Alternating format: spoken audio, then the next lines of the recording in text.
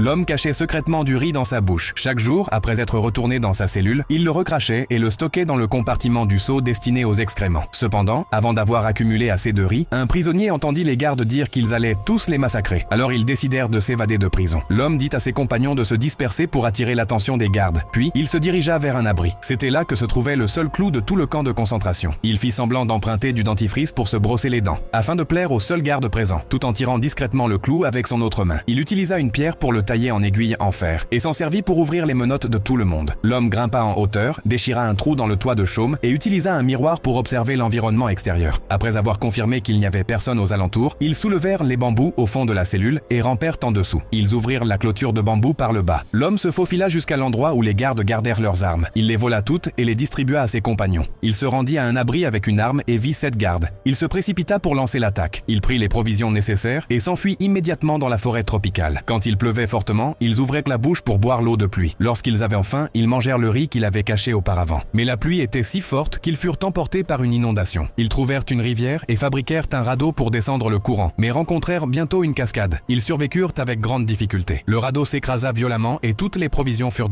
perdues. Ils arrivèrent dans un village abandonné. Soudain, un hélicoptère militaire américain passa. Il se plaça dans une clairière et cria frénétiquement, mais l'hélicoptère ne s'arrêta pas. Il fit du feu en frottant des bâtons et alluma la maison en bois, criant vers l'hélicoptère qui réapparut, mais celui-ci lui tira dessus. Il se jeta au sol pour éviter les tirs. Ils quittèrent le village et rencontrèrent des villageois en colère qui les attaquèrent. L'homme ne put que fuir. Le lendemain, il découvrit que des soldats campaient à proximité. Il ne pouvait que se cacher en silence. Après leur départ, il courut discrètement récupérer les patates douces qu'ils avaient laissées. Un jour, un autre avion passa. Il ramassa une grande feuille et l'agita vigoureusement vers l'avion. Celui-ci fit quelques cercles au-dessus de lui, puis s'éloigna. Après un moment, un hélicoptère arriva. Finalement, il atterrit lentement. L'homme riait et criait de joie. L'hélicoptère lâcha une corde de sauvetage et le récupéra.